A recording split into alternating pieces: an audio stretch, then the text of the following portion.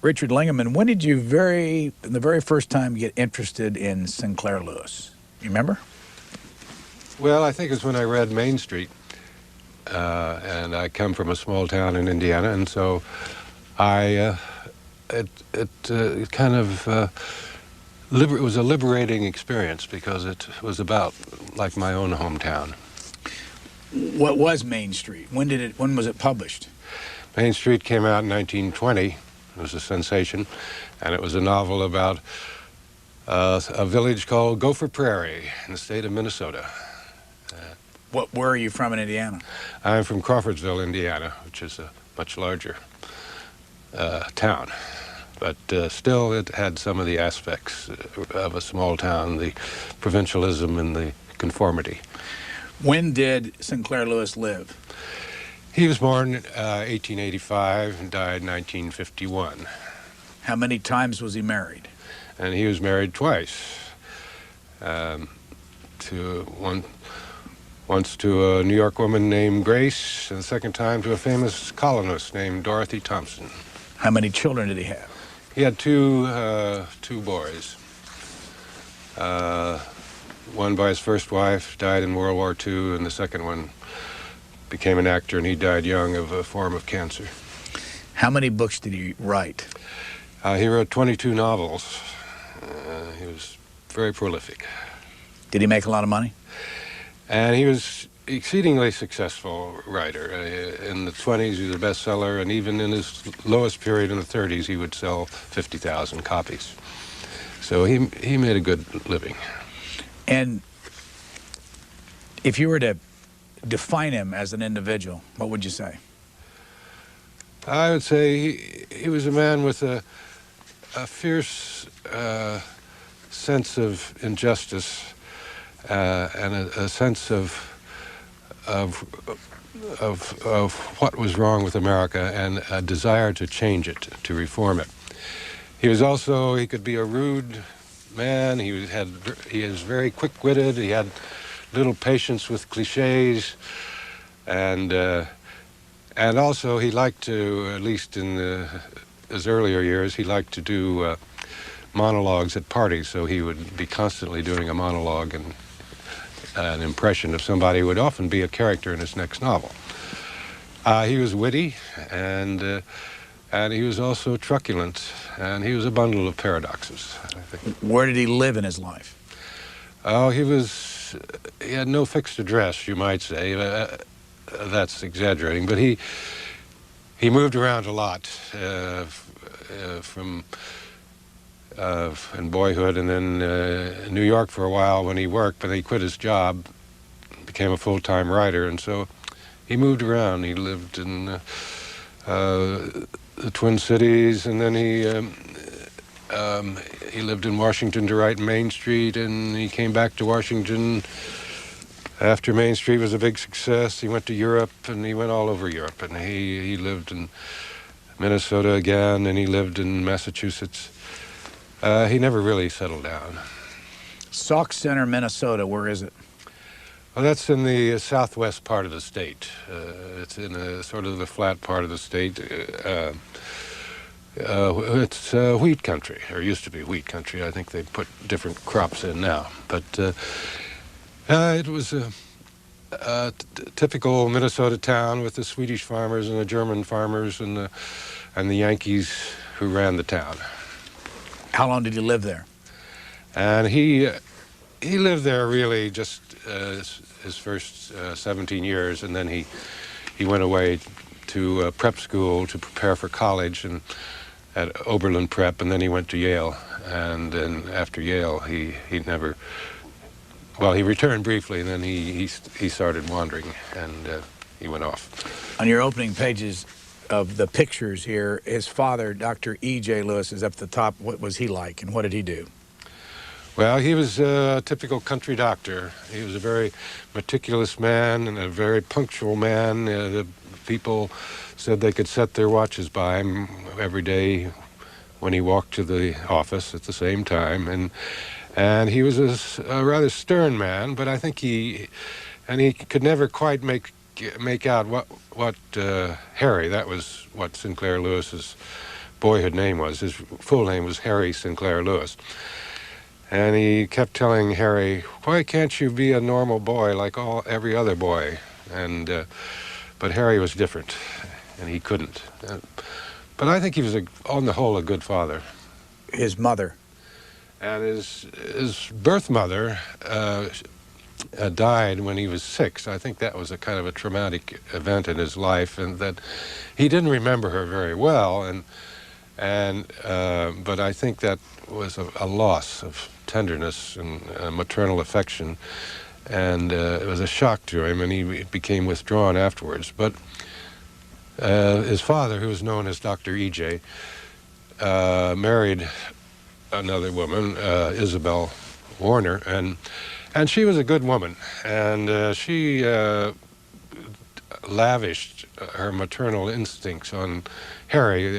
He had 2 older brothers, but they were much older, and they were one was 7 years and one was 15 years older, and so she concentrated on him, and I think drew him out of his shell, and she was in many ways a good woman, and she did a lot for the town, all these public services, and you see some of her in the female character, the heroine of Main Street, Carol Kennicott, who tries similar projects. What was the impact of Main Street, and what was it about? Well, it was a sensation. It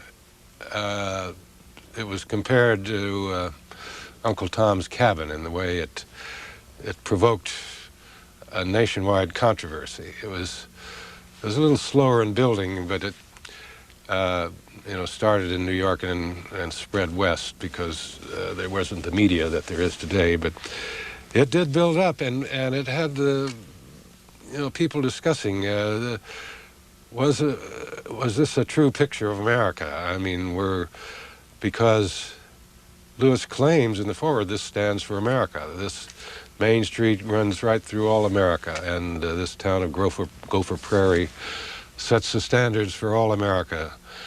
And so people discussed, are we provincial, and are we hostile to culture, and are we conformist, and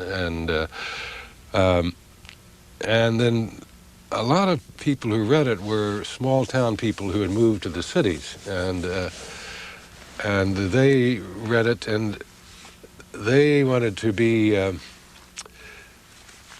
It soon became a term, Main Streeter. If you're a Main Streeter, you were kind of a hick, a provincial, and so they wanted to read it so they wouldn't be a Main Streeter, but it did. This was at a time in America of transition. After World War I, and America was assuming a new role because it had come through the war and helped win the World War I, and then it was suddenly more on the world stage than it ever was before, and it was very strong economically while Europe was devastated, and so people abroad, too, were interested in what was America like. And so Lewis's books, starting with Main Street, were much read abroad. But it did cause a great furor and debate in the country. And it was a healthy debate. And people were seriously discussing, should we educate ourselves more and travel more? And then the younger generation who were rebelling against the old ways took Gopher Prairie as a symbol of what they were rebelling against, the old America, the old-time America. Was Gopher Prairie, Sauk Center, his hometown? Yeah, pretty much so. He would always say it was a composite of small towns, and he did before he wrote it. He was a great researcher. He traveled over all the way west, driving in a car with his first wife, Grace, and visiting small towns. But I think it was Sauk Center. It was basically the same, and that was imprinted on his consciousness, Sauk Center, and he had visualized this novel when he had come home from college, from Yale, in his sophomore year, and he was sitting around, and as often happens in a small town, you're bored and you feel hemmed in and thwarted, and he invented this idea of the village virus, this something that gets into you and dulls your mind and makes you stop thinking and go to seed and all. So he thought he'd write a novel about this, and so that was back in 1903, I believe, and he kept it in his mind all those years. And so certainly Sauk Center was the irritant that yielded this pearl, if you will. You say he was 35 in 1920 when this book was published. Yeah. Mm-hmm. And he wrote it right downtown here near the Mayflower Hotel. That's right. Why was he here? Well, he had been wandering, and he had gone. They had gone out to the Twin Cities and lived in St. Paul and Minneapolis, and he and his wife, and they finally got sort of bored, and then their leases ran out, and they were having a little trouble with fitting in socially with the people there. And then they went to Mankato, a small town in southern Minnesota, and that became the model for the town that Carol comes from. And so they rented a house there. The character in the book. Yeah, Carol Kennicott. Yeah, and she comes from there, and that's sort of her ideal town. It's a very pleasant New England-style town, and so, but their lease ran out, and then they came east, and we're gypsies, they said. Where are we going to live? And they thought New York. New York was too expensive, and they thought Washington had a more relaxed, low-key atmosphere, if you can believe it. That was the Washington of those days, you know, when it was a quiet southern town. On the back of your book, Studs Terkel, the Chicagoan, has a note. Yeah. He says, as a sequel to his magisterial biography of Theodore Dreiser, Richard Lingaman has put forth, at long last, the definitive life of Sinclair Lewis, the other genius curmudgeon of our literature. It's a touch of fate, I think, that Lingaman, out of the Midwest provincial Crawfordsville, is just the boy to celebrate the scourges of our sacrosanct who came from equally endowed American towns Terre Haute and Sauk Center. When did you write the book on Theodore Dreiser? Well, that came out in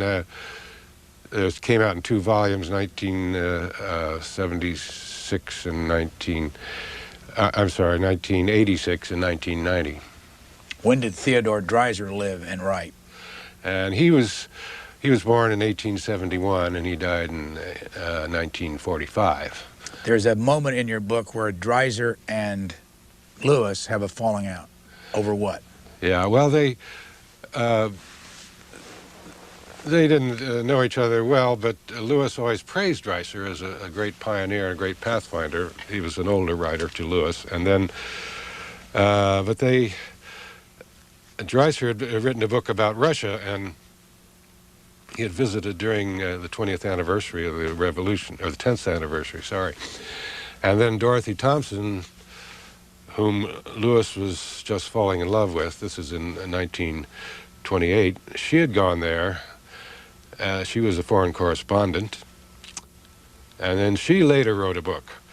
And then this New York columnist, F.P. Adams, noticed similarities in their two books, and he accused, or he made it clear that he thought Dreiser had lifted passages from Dorothy's book, and Lewis was infuriated, and he dragged Dorothy up to his lawyer and said, "We're going to sue Dreiser." And then Dreiser, it got very messy, and Dreiser was saying that he had, implying he had been intimate with Dorothy. Well, she was really engaged to Lewis at this time, and that she had given him her notes for him to use, and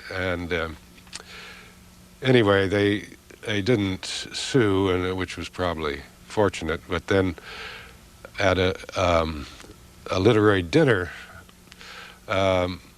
for a Russian writer, they came in, and Lewis came in. He was a bit four sheets to the wind, and he got up, and other people were expressing their respects for Dreiser, and he said, "I will not give my respects to a man who stole 3,000 words from my wife's book." And then Lewis S. Dreiser said after the dinner they met, and he said, "Take that back, Lewis." No, he said, "Say that again, Lewis." And Lewis said it again, and he said, "Okay, I'm going to slap you." And he slapped him. Now you're going to apologize? And Lewis said, "Nope, I'm not going to take it back. Hit me again." So Dreiser slapped him again, and then a friend of Dreiser's pinioned Lewis, and Dreiser walked away. So this was a literary fight between two literary gents, and it was a headline news all over the country. And then, by the way, you can't go but a couple pages without you writing something about his drinking. yeah. Either he was drunk on occasion, or he was in a period of sobriety. Yeah. How much alcohol did he consume in his life? I don't mean by the gallon, but I mean, explain that. Well, I'd say he was an alcoholic. He, it got very bad where he would go on binges, where he would go drinking for weeks on end, and sometimes he'd go on the wagon. But it broke up the marriage with his first wife. They separated because he said, "You're always lecturing me, you're always ordering me around because of my drinking, and so I can't stand it. You're making me drink more." And so he split up with her. And then the second wife, the same things, the drinking, and he would fight. I don't think he would get violent, but his tongue was very violent, and they would have these awful quarrels. Those were symptoms of it. And he would go on binges, as I said, and finally reached a point where the doctors told him, "You're going to die if you keep drinking like that." And that was in about 1938, so he did quit for a while. He was married to his first wife, Grace, for how many years? That was about 10 years. And their only son's name was? He was named Wells, after H.G. Wells. Did he know H.G. Wells? Yes, H.G. Wells was one of the big influences on his early writing career, and he finally did meet him in the 20s, and they became rather friendly. And how long was he married to Dorothy Thompson? And he married her in 29, and they divorced in 40, about 11 years. They had one son, Michael? Yes, they had Michael. You say he died an alcoholic? Well, no, he did have trouble with drinking, and it was sad because he felt it was his heredity, and he told his daughter that having two famous parents had really suppressed his sense of himself, a sense of self-worth, and he would say. He would read about his father and say, "Oh, I'll do just like my father. I can do anything I want. I can drink all I want." And it was sad, but I think he curbed it, and he actually died of Hodgkin's lymphoma, and so I don't think he died of the drink, but he died in his early 50s, I believe. The rest of what Stud Terkel said about you is, no New Yorker could possibly have written these books. Lingaman's biography of Lewis, as well as the other, Theodore Dreiser, has that unique tribute, the feeling tone. You said you're from Crawfordsville, Indiana. Yeah. Theodore Dreiser was from Terre Haute. Right. Another figure in the book is Eugene Debs, home in Terre Haute. What was Debs's relationship to Sinclair Lewis? Well, he was one of Lewis's idols, and when Lewis first moved to Greenwich Village in around 1910, he became a member of the Socialist Party, and he was quite a radical young man. And I believe he met Debs there,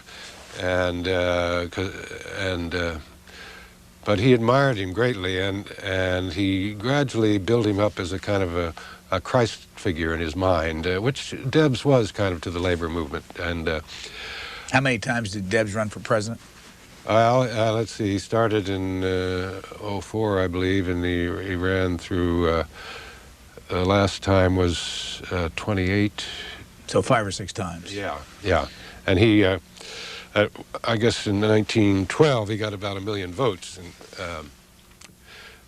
he was quite a powerful speaker, and then a powerful figure in American politics, and for the working people.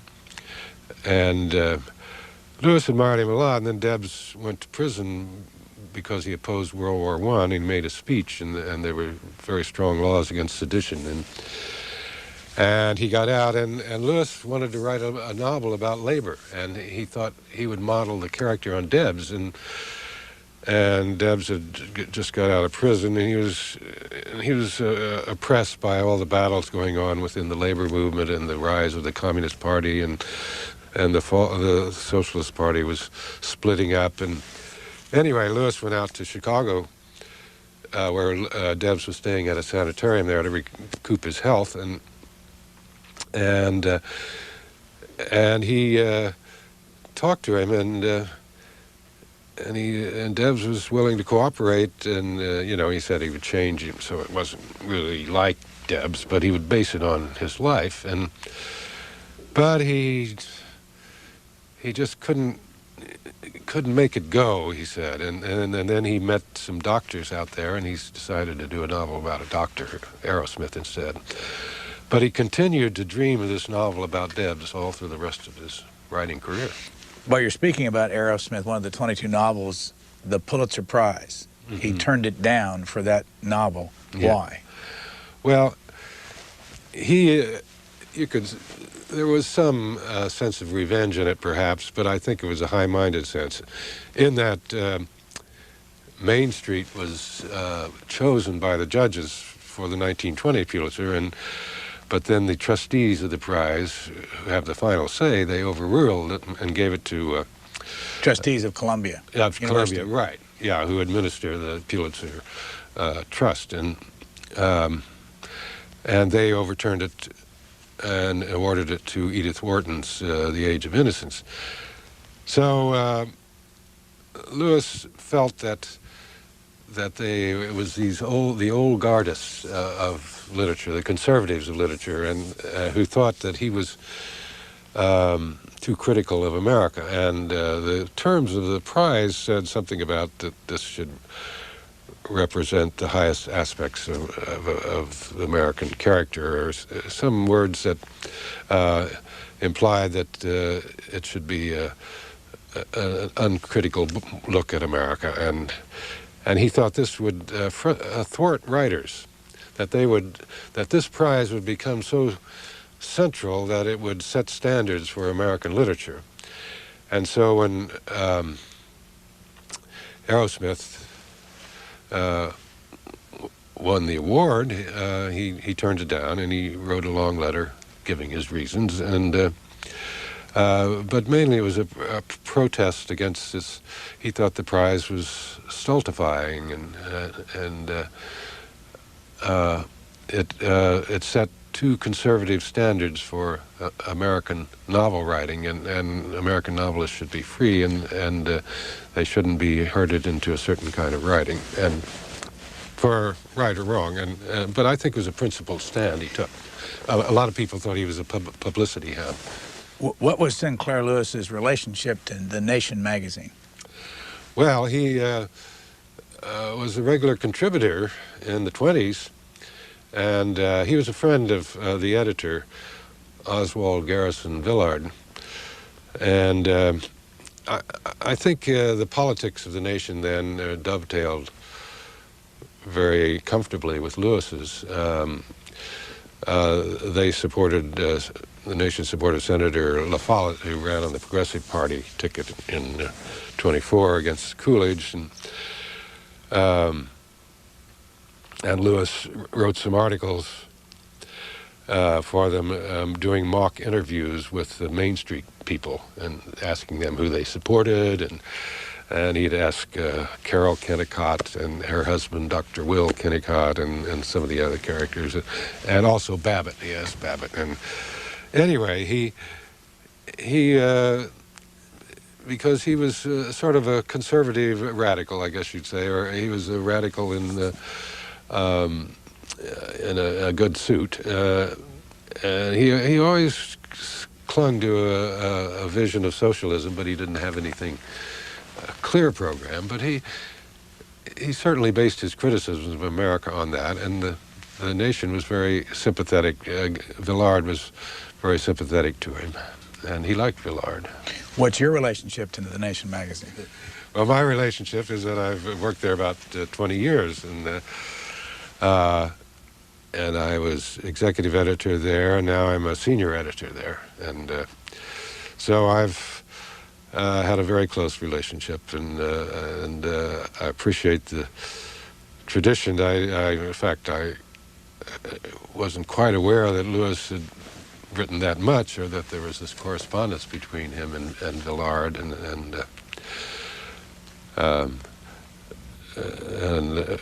Villard wanted him to cover the party conventions, and then Lewis said he would, and then he changed his mind, and Villard had already advertised that Lewis would be writing, and so that got a lot of subscriptions, and so he was really stuck there. He thought he'd have to refund the money, but then Lewis agreed to write these other interviews for him. Which you told us early in this that you're from Crawfordsville, Indiana. Yes. He was from Sauk Center, Minnesota. Yeah. He worked for the Nation magazine. You worked for the Nation magazine. Yeah. And Theodore Dreiser was your first. Was that your first book? No, I wrote a couple of others. One on World War II, the home front during World War II, and one called Small Town America. And then, of course, we talk about Eugene Debs. How much of your own life, is what I'm getting at, is in Sinclair Lewis's life? Well, I think it was, again, it was when we were talking about when I first read him, that I think it was actually when I was away at college, and I went east to college, and I identified with him, who went east to college, and coming from a small town in the Midwest, you have a certain inferiority feeling. Even though I didn't go to Yale, I went to Haverford College, which was a small college, but still it seemed all these Eastern prep school graduates there who seemed somehow, to my naive eye, to be suaver and more cultured. And but anyway, I think that sense of identity it gave me, coming from a small town, that it had made an impression on me. And so my senior year, I wrote a paper on Sinclair Lewis, and a sort of biographical study of him. Little did I know that I would become involved more deeply with him. But I always liked him, and I always liked his satire and his Babbitt. I could think of Babbitts in my hometown that I knew, and so I guess he just awakened me to aspects of America and confirmed some of my own experiences as a boy. Haverford is located where? In Philadelphia. Now, he went to Oberlin for a while. What happened to him in the Ohio school, Oberlin? Well, he went there, and Oberlin at that time was a very religious place, and they were trying to, turn out missionaries. And he went there for a prep school course so that he could pass the Yale exams. But he became very religious there, and he was going to become a missionary, and he gave. He made a decision for Christ, and he said, I'm going to go out and become a missionary, and he underlines this in this diary he kept, and so he was caught up in religion, which is kind of ironic for the man who wrote Elmer Gantry, but not really, because he later became disillusioned, and he swung the opposite way, but Oberlin, this sense of faith and of Christianity,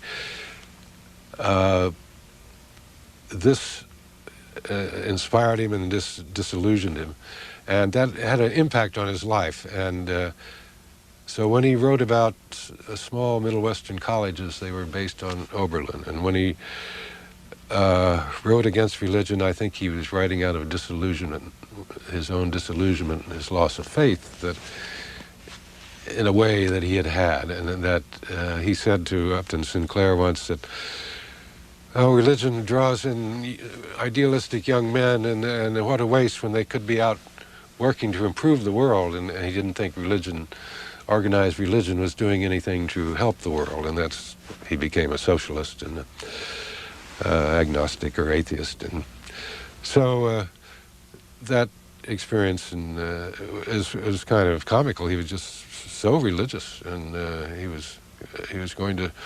he would go teach a Sunday school class, and they would go in one of these old railroad handcars, which you pumped up and down.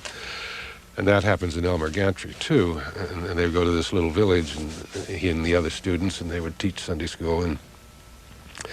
And he would, when his father told him one of the local boys in Sauk Center was taking up cigarettes and drinking whiskey, and he said, well, send him out to me. I'll take care of him, and I'll set him straight. So he became quite fanatic for a while, but he quickly cooled, and then at Yale he became a socialist. So that's the story of his Oberlin career, but he made much use of Oberlin as a setting for the small colleges in several of his novels. The book Babbitt, when was that written, and what was it about? Well, that was written after Main Street in 1921. He had wanted... It came from basically two ideas, I think, or two obsessions. One was with a kind of... he wanted a hero who was a salesman and who was selling just for the sake of selling and making people buy things that they might not want to buy. And he wanted to write a book set in a medium-sized city, population 200,000 to 500,000. He said this place hasn't been written about in American literature, not really. A place like Seattle or Minneapolis or Hartford or places like that. And so his first conception that he told his publisher was that Babbitt is all of us at age 46. A man who's wondering is just buying a new car and buying a better house enough? I mean, isn't there something more in life, some romance or something else? And I guess we'd say he's a man in a midlife crisis. And but I think he wanted to satirize the businessmen. So he started planning it, and he went out to the Midwest. He was on a kind of a speaking tour, but he would do research for his book. He would talk to people, talk to businessmen, and listen to and note down the way they talked. And he would read the society pages, and he would read trade magazines, and he would go visit real estate offices.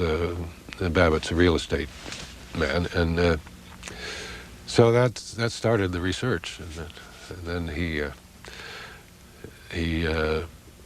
went through he was developing a system for writing novels, and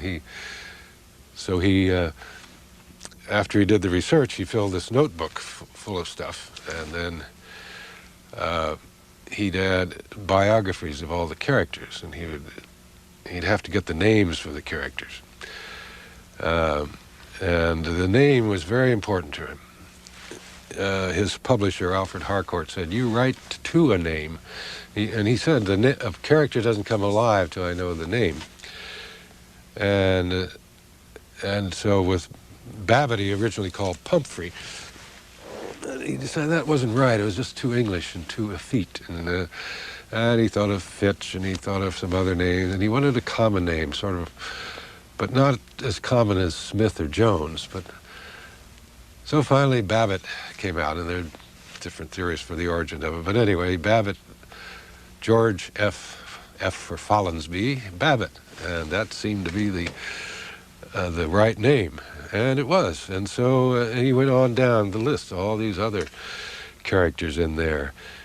He was great on names like T. Chumley Frink, who was the advertising man poet, Chum Frink, or Opal Emerson Mudge, who was the New Thought guru, and Virgil Gunch, who was the very conservative guy who catches Babbitt out when he's dallying with this beautiful widow named Tanis Judique, and so on. But anyway, he'd draw up all the names of the characters, and he'd write biographies of them. And then when he was in England, he at Cornwall in a hotel, he was preparing it and talking with his wife about it, and he made maps. He drew up maps of 17 maps of the well, it was the state in which Babbitt is. That's one of them. The state in which which Zenith, Babbitt's hometown, is located.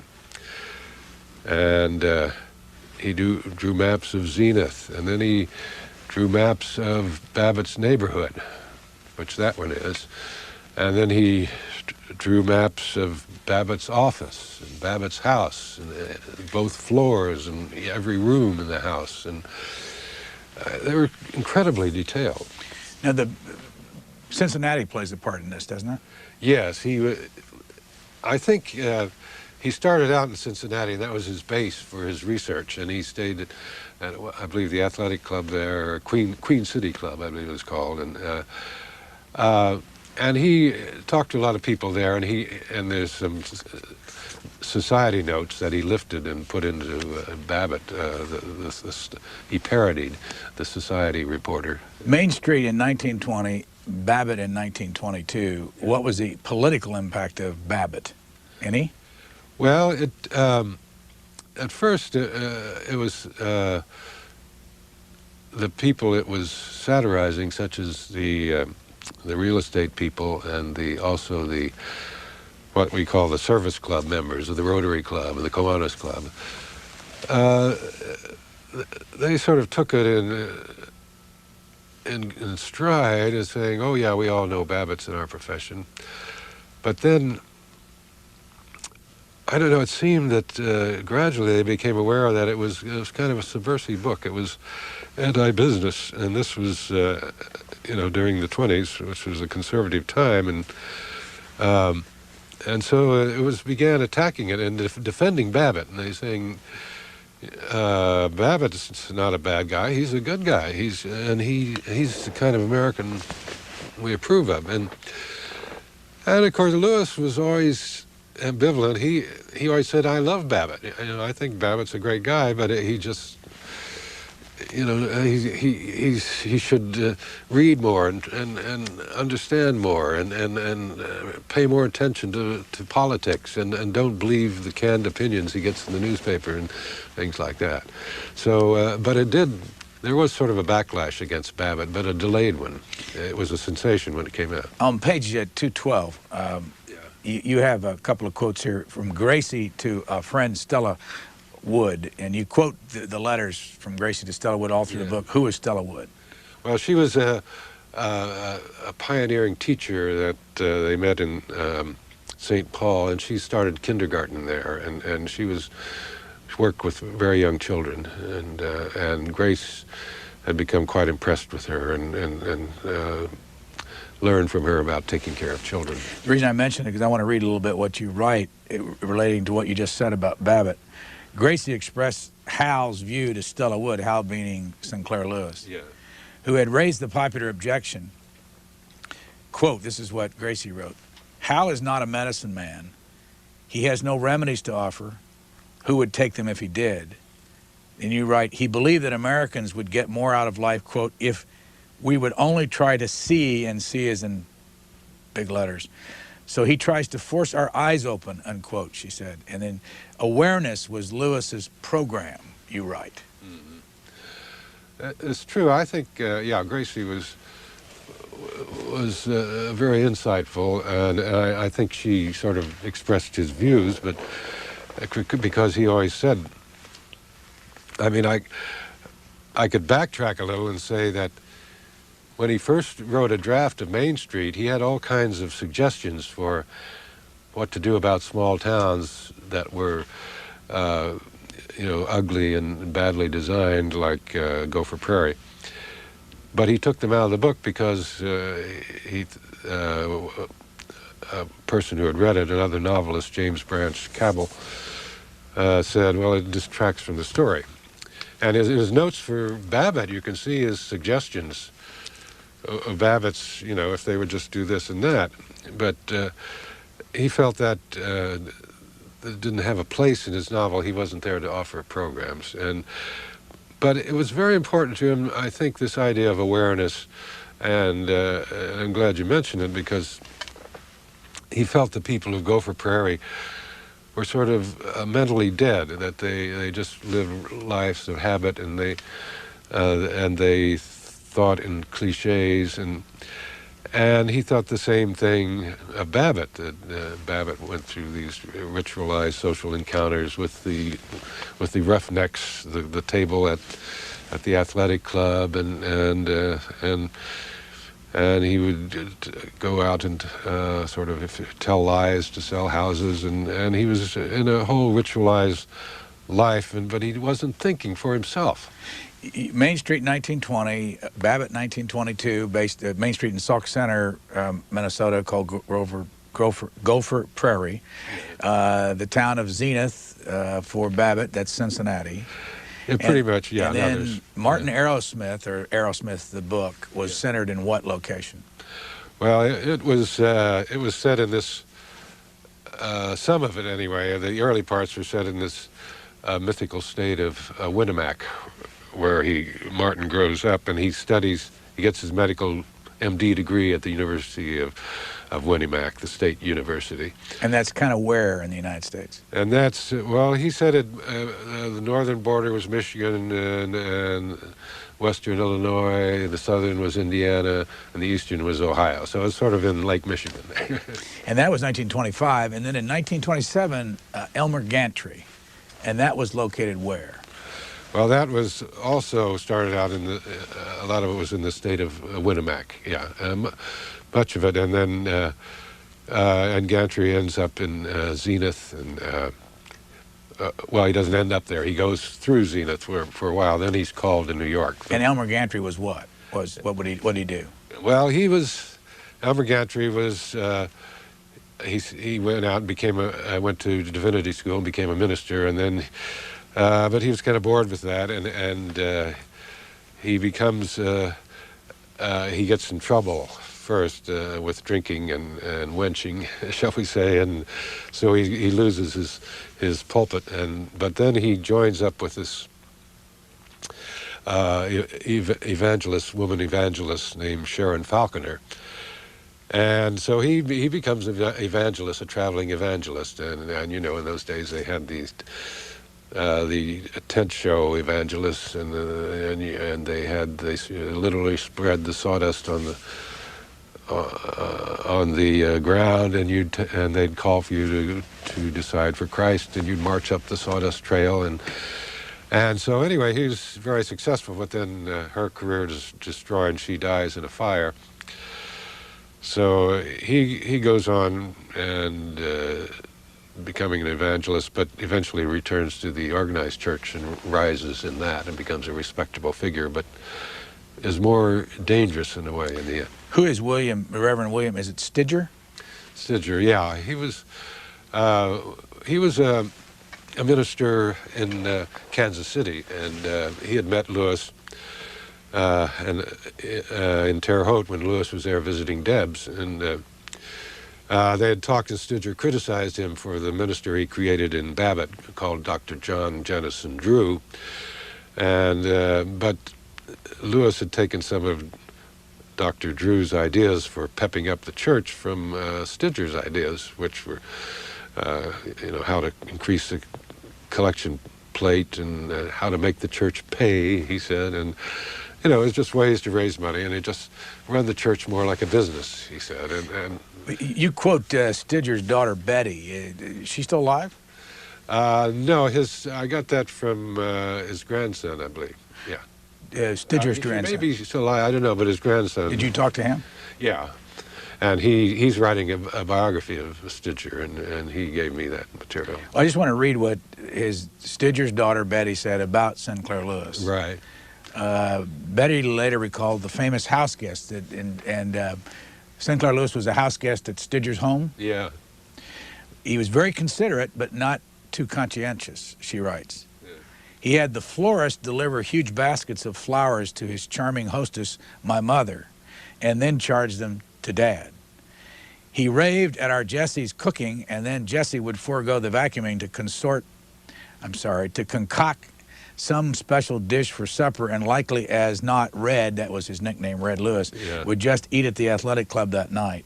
He slept till noon, used innumerable bath towels, wiped his razor blade on Mother's linen face towels, refused to send his shirts to the laundry because Jessie was such a nice ironer, brought a veritable host of friends home late at night, and expected sustenance and gaiety.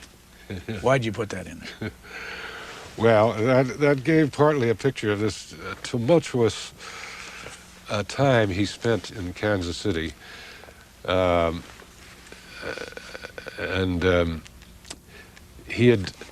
Stidger thought he was going to base the character of Elmer Gantry, who was then unnamed. He went out there, he was going to write a novel about a preacher. So he went out to research it in Kansas City, and Stidger introduced him around and helped him. But Lewis thought Stidger was too mainstream, and he needed somebody who was more critical of the church, and he found another minister named Leon Burkhead. So he still based some of Elmer Gantry on Stidger. Stidger was known as Big Bill, and he was an ex-athlete and sort of a strong, manly kind of guy, and he got some of Elmer Gantry's talk from Stidger, I think. But Stidger was kind of disillusioned because when he saw the portrait of Elmer Gantry, he had gone around Kansas City saying, Lewis is going to use me in his novel. And I think he thought that it would be a novel like Aerosmith about an idealistic young minister he said, make the minister a human being and with his flaws and everything. But Lewis had a more radical criticism of the church, and so he based the character on a lot of ministers, actually, and according to Mrs. Burkhead. Stidger, to continue with him, he was miffed when the book came out, and later he preached a sermon saying that Lewis had been drunk when he wrote it, all the time he was writing it, which was only partially true, a very small extent true. But anyway, and Lewis was angered by that, and he accused. And then later, Stidger apologized, and Lewis said he would not accept the apology because Stidger had already gotten enough publicity out of him or something like that. A couple of little things. He was a janitor for Upton Sinclair? Yes. He dropped out of Yale in his junior year with a friend, a fellow poet and radical named Optigraph, and Sinclair, with the money he had made from The Jungle, that was a bestseller, and he bought this estate along the Hudson called Helicon Hall, and he was going to set up a cooperative commonwealth there. He got a group of mostly literary people or academic people, and they would live there cooperatively, and each one would do certain tasks, and they had children. Their children would be raised in a common nursery, a daycare, like a daycare center, and so the women who were writers who were moms could be free to work, and so Lewis and Updegraff went there, and they thought they would be writers, but they were assigned to be janitors, and they spent most of their time being janitors and trying to cope with this enormous furnace for this mansion. Who was Marcella Powers? Marcella Powers was Lewis's last love. She was, when they met, she was 18 and he was 53, I believe. She was an actress, aspiring actress, an apprentice in the summer stock company, and she cued him on his lines. He had gone into acting in the 30s, and this was in 1939, and he fell for her, and she became his girlfriend. For how long? Well, it lasted through about 1947, and then she married. I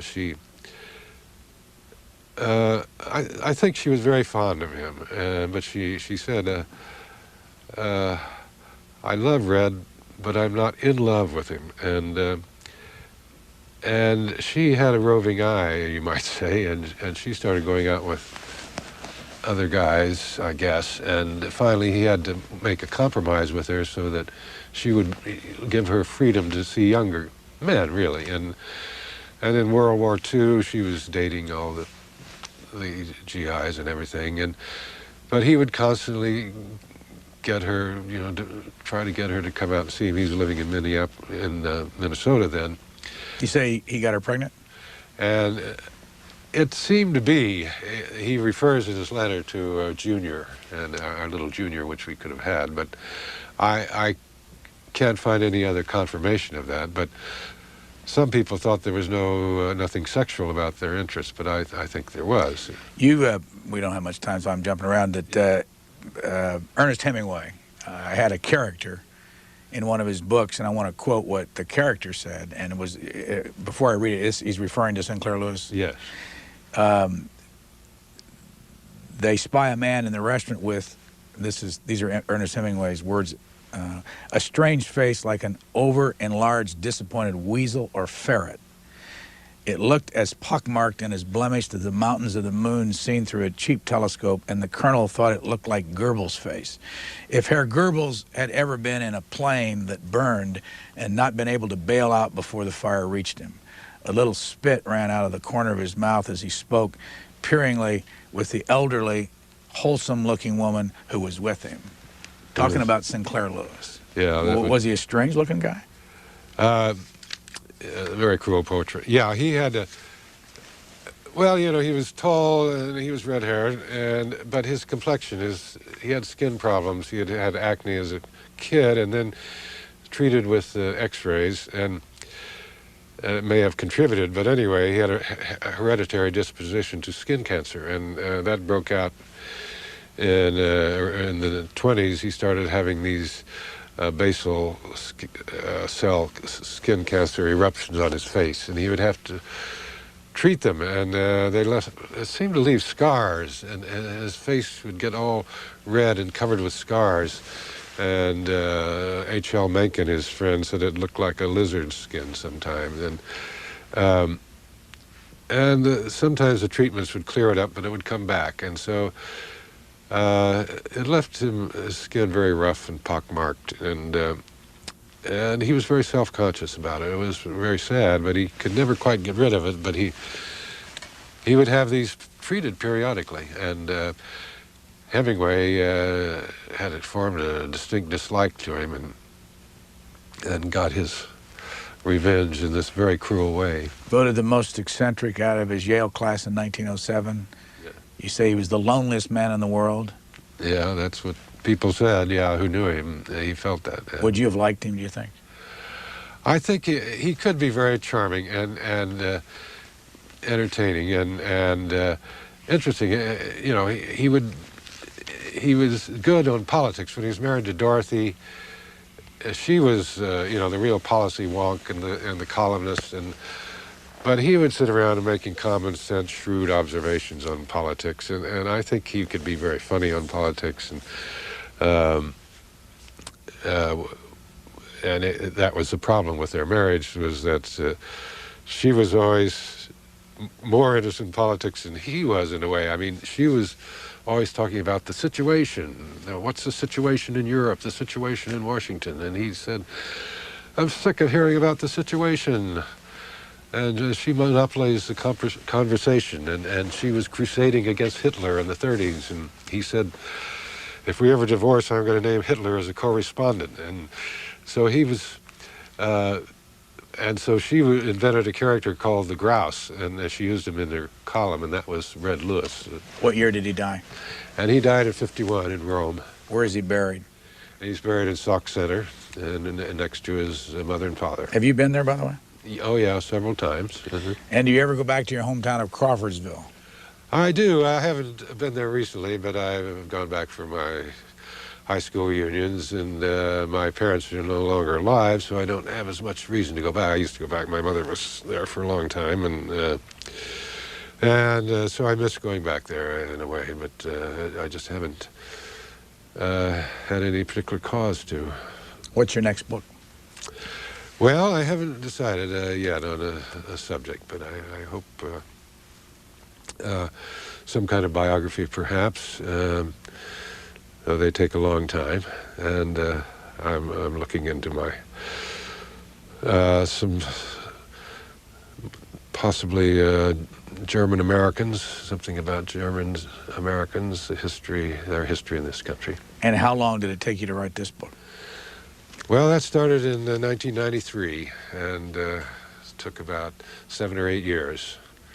It takes a long time for these biographies, but I was working at the Nation part-time during this period. Our guest is Richard Lingaman. This is the book called Sinclair Lewis, A Rebel from Main Street. Thank you very much. Thank you.